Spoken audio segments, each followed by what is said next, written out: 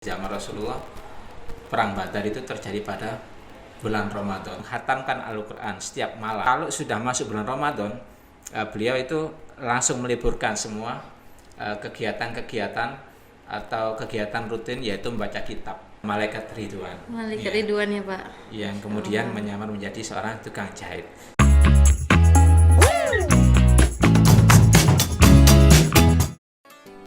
Hai Sobat Ripma.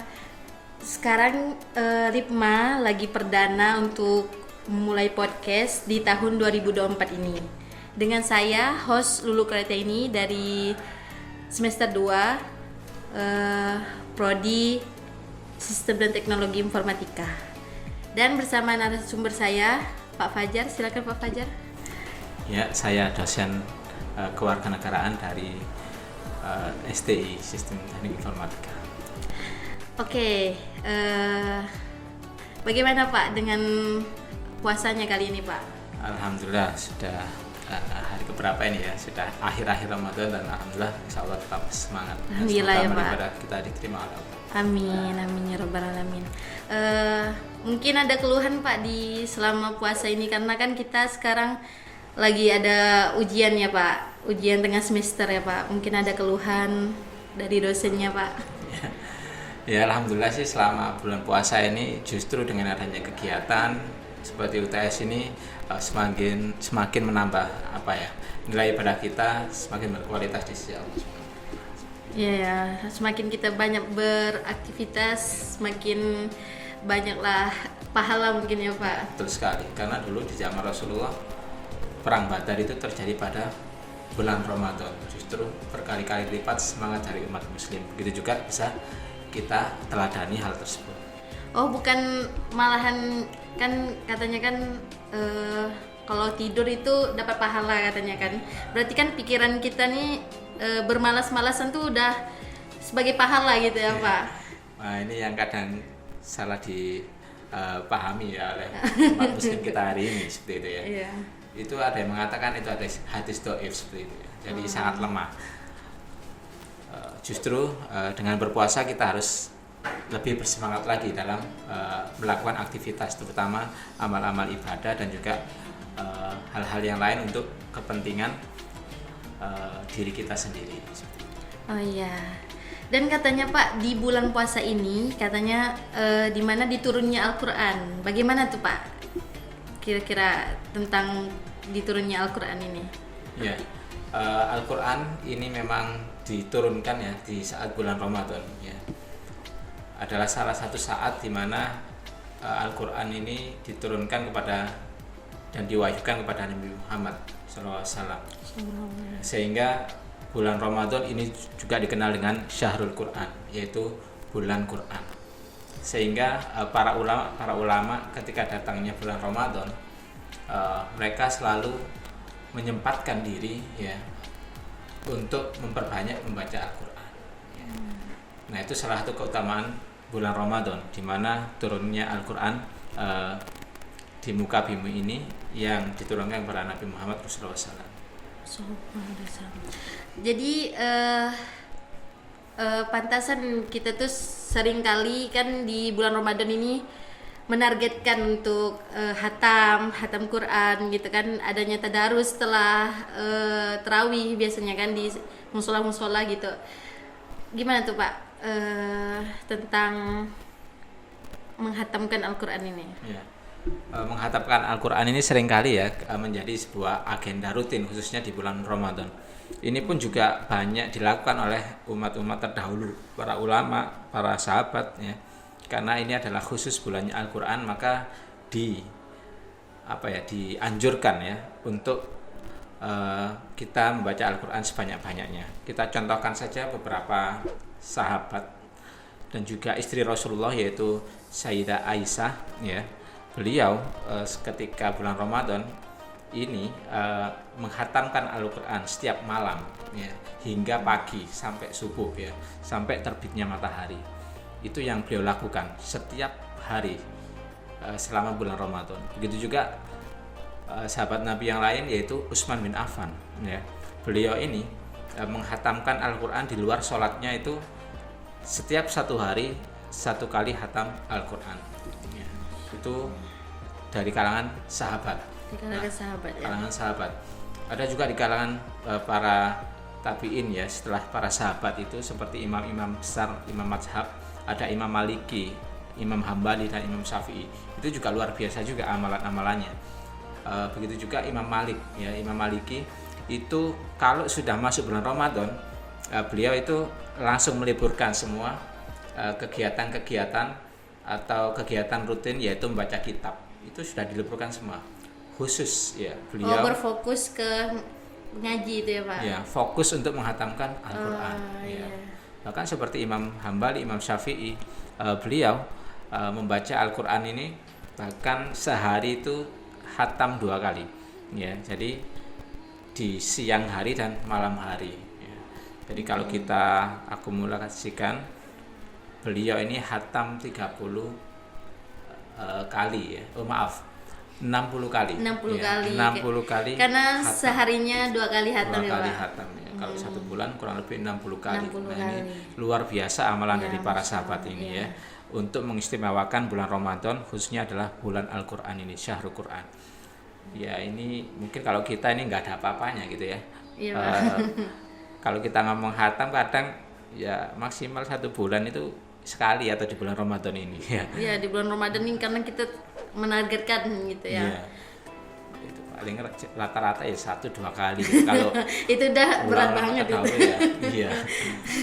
Begitu luar biasanya amalan-amalan beliau-beliau ini di masa lalu seperti itu. Ini menjadi inspirasi dan teladan bagi kita semua juga. Jadi guys, di bulan Ramadan ini kalau bisa kita tuh berfokus lebih perbanyak amal. Salah satunya yaitu menargetkan untuk hatam Al-Qur'an ya Pak. Ya, betul sekali. Hal yang luar biasa dari bulan Ramadan itu adalah keistimewaan orang berpuasa. Ya, disebutkan dalam sebuah hadis bahwa ada 3 ya doa orang yang tidak tertolak. Ya. Yang pertama adalah doa pemimpin yang adil. Dan yang kedua doa orang yang dianiaya. Dan yang ketiga adalah doa orang yang berpuasa. Ini adalah 3 doa yang istajabah dan tidak mungkin akan ditolak oleh Allah Subhanahu wa taala. Jadi ketika saat kita berpuasa di siang hari masih lapar, kita itu kalau mau berdoa apa saja insya Allah akan dikabulkan oleh Allah Subhanahu wa taala. Jadi lebih banyak berdoa gitu ya Pak selama puasa selama gitu. puasa. Ya, kebaikan untuk diri kita, orang-orang tua kita, dan mungkin untuk saudara-saudara muslim kita yang hari ini juga sedang berjuang di medan jihad, yaitu Palestina. Nah, jadi kita tidak hanya berdoa untuk diri kita sendiri, tapi juga untuk saudara-saudara muslim Saudara kita. sesama muslim ya Pak. Betul sekali. Ya, ini kan sekarang di bulan Ramadan ini udah akhir dah Pak. Bisa dibilang kan katanya malam Lailatul Qadar itu 10 malam terakhir di bulan Ramadan. Bagaimana Pak menurut Bapak? Ya, sebagaimana kebiasaan Nabi ya, di malam 10 hari terakhir bulan Ramadan itu beliau selalu melakukan iktikaf ya. Beliau mengencangkan sarungnya. Maksudnya apa itu mengencangkan sarungnya? Ya, beliau fokus untuk ibadah. Ya mungkin menjauhi hubungan dengan istri-istrinya seperti itu. Jadi beliau fokus untuk kemudian beriktikaf di masjid untuk mendapatkan Lailatul Qadar. Beliau membangunkan keluarga-keluarganya setiap malam untuk beriktikaf di masjid. Ya, harapannya untuk mendapatkan Lailatul Qadar, yaitu malam yang lebih baik dari 1000 bulan. Dari 1000 bulan. Jadi seluruh amal ibadah kita dilipat gandakan. Iya. Jadi Pak, dari Lailatul Qadar itu sendiri bagaimana pengertiannya Pak? Lebih rincinya itu. Ya. Jadi Lailatul Qadar itu adalah sebenarnya malam diturunkannya Al-Qur'an. Ya. Malam diturunkannya Al-Qur'an itulah yang disebut Lailatul Qadar. Ya. Malam yang lebih baik dari 1000 bulan. Setiap amal yang kemudian kita mendapatkan malam itu akan dilipat gandakan. Maka kita disunahkan, dianjurkan memperbanyak amal-amal soleh seperti bersedekah ya. Misal kita bersedekah 10.000 saja di hari itu yang bertepatan dengan Lailatul Qadar, itu akan dilipat gandakan menjadi 1000 bulan setiap amalnya. Jadi seolah-olah kita itu setiap hari melakukan sedekah sedekah sebanyak misalnya 10.000 dikali 1.000 bulan. 1.000, Masya Allah ya Pak. Itu juga sholat kita, kemudian puasa kita maupun sholat kita. Amal-amal ibadah gitu ya Pak. Amal ibadah yang lain. Mengenai tentang malam Lailatul Qadar nih Pak, setahu saya tuh katanya ada ciri-ciri malam Lailatul Qadar tuh, dari sunyinya malam. Nah itu bagaimana Pak? Yang jelas biasanya Lailatul Qadar itu turunnya di malam ganjil ya, 10 malam hari terakhir. Nah, salah satu ciri malam Lailatul Qadar, nah ini biasanya dilihat dari sisi matahari ya, atau sisi langit ya. Sisi langit itu biasanya cuacanya cerah gitu ya. Kemudian mungkin bulan purnama muncul ya. Kalau di pagi hari matahari terbit itu tidak terlalu terik ya. Tidak terlalu terik, kemudian mungkin suasananya hangat ya, tidak panas. Nah, itu ciri-ciri malam Lailatul Qadar ya, yang malam harinya itu turun. Tapi kita nggak pernah tahu ya kapan sih Lailatul Qadar itu turun, apakah kita mendapatkannya. Iya. Nah, yang penting kita 10 hari terakhir itu kita gas ya, untuk memperbanyak ibadah. Di mana waktunya itu ya, semoga kita selalu siap gitu ya Pak. Siap dengan setiap keadaan kita beribadah kepada Allah. Karena kita tidak tahu entah kapan itu ya tepatnya malam Lailatul Qadar tuh. Jadi Pak, berarti kita sebagai istilahnya umat biasa gitu bisa merasakan gitu kehadirannya malam Lailatul Qadar itu Pak. Ya, insya Allah bisa ya. Jadi dari suasana yang sejuk ya, tidak terlalu berangin ya, itu ciri-cirinya ya. Tapi salah satu ciri yang lain adalah kita mendapatkan Lailatul Qadar itu kita punya dampak ya. Setelah kita mendapatkan malam Lailatul Qadar, kita punya dampak setelah Ramadan, amal ibadah kita itu semakin baik ya. Ya, bukan malah sebaliknya, turun lagi seperti itu ya. Amal ibadah kita ya. Nah, ini yang menjadi salah satu ciri amal ibadah kita itu diterima di sisi Allah. Jadi setelah bulan Ramadan yang biasanya qiyamul lail, tahajud dan seterusnya, tiba-tiba hilang kebiasaan itu ya. Itu yang berbahaya gitu, ya. Iya.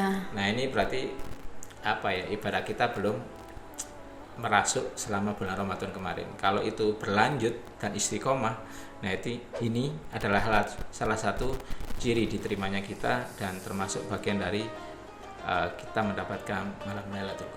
Oh, itu salah satu cirinya ya Pak. Jadi kita tetap istiqomah menjalankan ibadah-ibadah kita sama, mirip, dan bahkan lebih baik setelah bulan Ramadan. Iya. Setelah kita bahas tentang turunnya Al-Quran dan malam Lailatul Qadar nih, kita kan akan menyambut Hari Idul Fitri Pak. Jadi istilahnya dimana dirayakannya setelah kita sebulan berpuasa gitu kan Pak. Ngomong-ngomong, Bapak udah beli baju baru belum nih Pak? Ya, kalau ngomong baju baru ya saya jarang beli, tapi jahit ya. Oh, jahit sendiri ya Pak? Kalau saya sih belum Pak. Belum ya. Ya, semoga segera. Kayaknya pakai yang ada aja lah Pak. Ya. Ngomongin tentang baju baru nih Pak, kan itu udah menjadi kebiasaan bagi umat Islam gitu Pak. Mungkin ada sejarahnya Pak tentang baju baru, atau mungkin memang diterapkan dari sejarahnya dari dulunya gitu Pak. Ya, ketika bulan Ramadan sudah habis, kita akan menyambut yang namanya Idul Fitri. Kemudian juga ada Idul Adha kalau misalnya setelah Ramadan itu setelah Idul Fitri ada Idul Adha. Nah, kenapa sih ada istilahnya baju baru seperti itu ya? Nah, ini sebenarnya adalah anjuran dari Rasulullah seperti itu ya.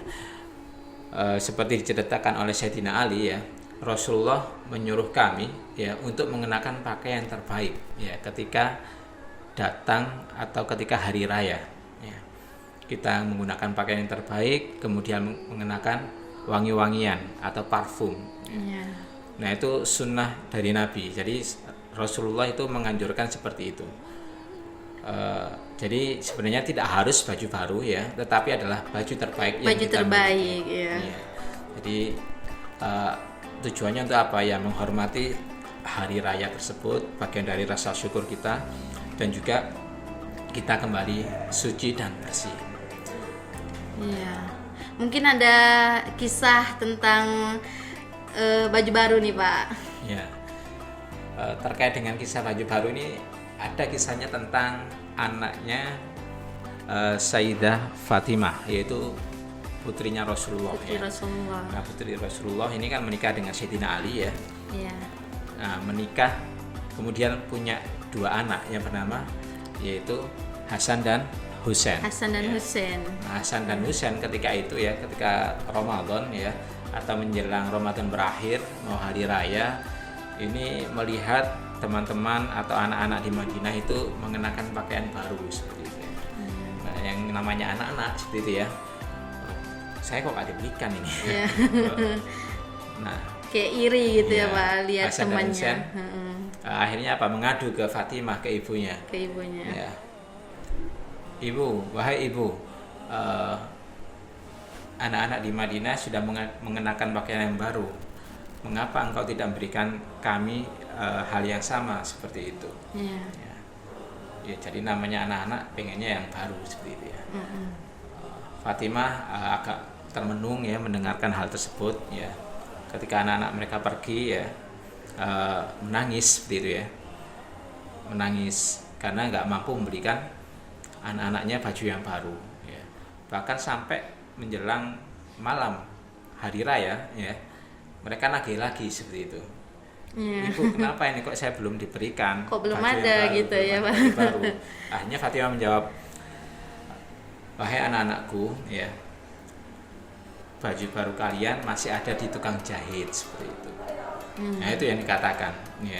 Untuk menenangkan si anak Ya, itu. untuk menenangkan si anak ya. Iya. Setelah anak pergi ya beliau nangis lagi itu ya, karena nggak mampu memberikan baju yang baru untuk anak-anaknya. Nah setelah itu ya tiba-tiba pintu rumahnya diketuk ya, diketuk. Ada seorang laki-laki ya, dia mengatakan, saya seorang tukang jahit ya, ini ada hadiah untuk Hasan dan Husain seperti itu, yaitu sebuah baju baru ya.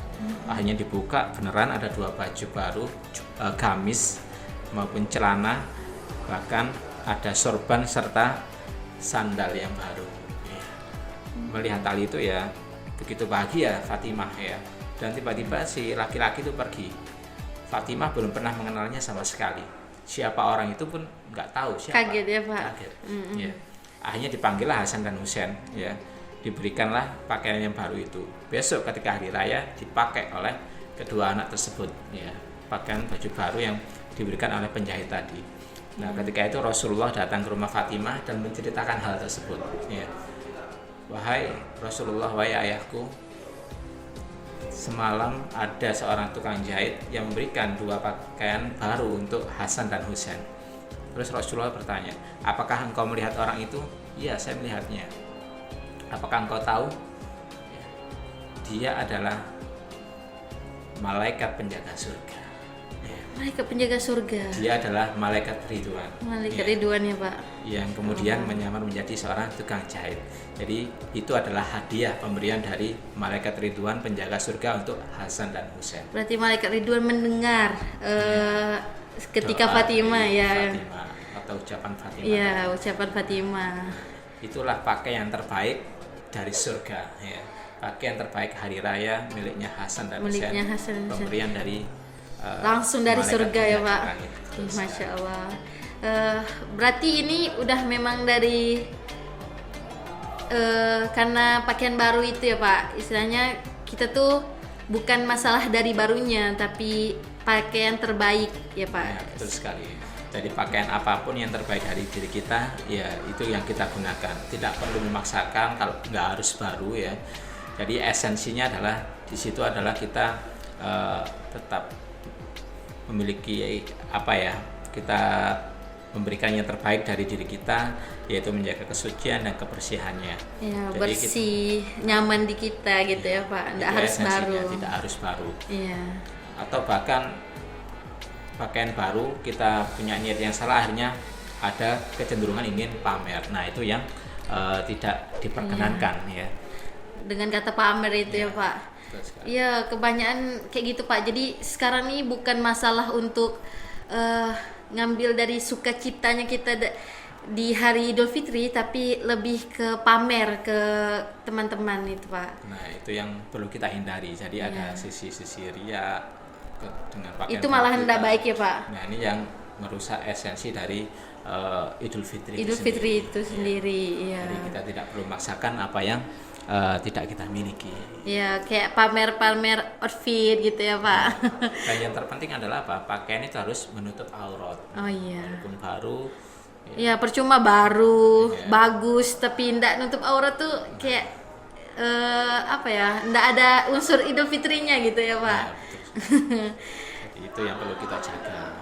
Ngomongin tentang Idul Fitri nih Pak, kan ada kebiasaan juga dari umat Islam itu halal bihalal, menyambung silaturahim gitu. Bagaimana Pak tentang halal bihalal itu sendiri? Ya ini cukup menarik ya, halal bihalal. Ini adalah sebuah istilah yang mungkin tidak dikenal di Arab. Ya. Oh gitu Halal Pak. bihalal. Ya jadi halal bihalal itu ya muncul di kearifan lokal Indonesia itu ya. Oh berarti dari Indonesia halal bihalal Pak. Jadi setelah Idul Fitri mungkin di Arab itu nggak kenal yang namanya mungkin salam-salaman dengan tetangga, itu enggak ya. Hanya mungkin di wilayah Nusantara ini, Malaysia, Indonesia dan seterusnya. Nah ini muncul istilah halal bihalal. Ya. Sebenarnya istilah halal bihalal ini kalau yang pernah saya baca ya atau yang pernah saya kaji dari sebuah website historia.id itu ya.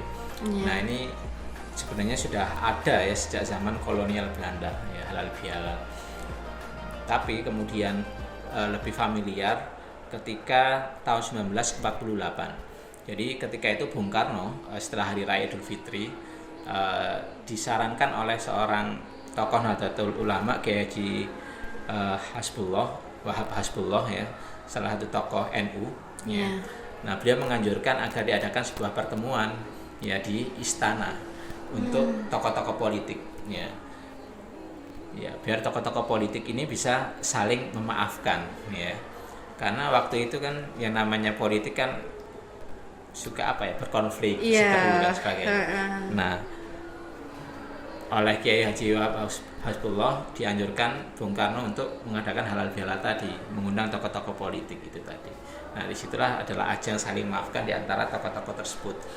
Nah, kemudian ini begitu familiar istilah halal bihalal, yaitu sebuah kegiatan setelah Idul Fitri yaitu saling memaafkan. Saling ya. memaafkan, ya. Jadi menghalalkan segala sesuatu yang ada dalam diri kita. Jadi kan halal ya. Jadi kalau sudah halal kan termaafkan gitu. Ya mungkin apa-apa ada yang jadi sakit dosa-dosa hati kita, dari sakit hati sesama kita. keluarga, teman itu ya. Oh berarti halal bihalal nih dari Indonesia ya Pak, istilahnya dari Nusantara gitu ya Pak. Betul sekali. Oh bukan dari sejarah-sejarah nabinya bukan ya Pak? Di Arab itu tidak dikenal yang istilahnya halal bihalal gitu ya. Jadi biasanya kalau istilah Idul Fitri ya sudah sepi. Kalau kita kan suka silaturahim kemana-mana. Gitu. Iya dari rumah ke rumah saudara, ya gitu. Tetangga-tetangga. Iya.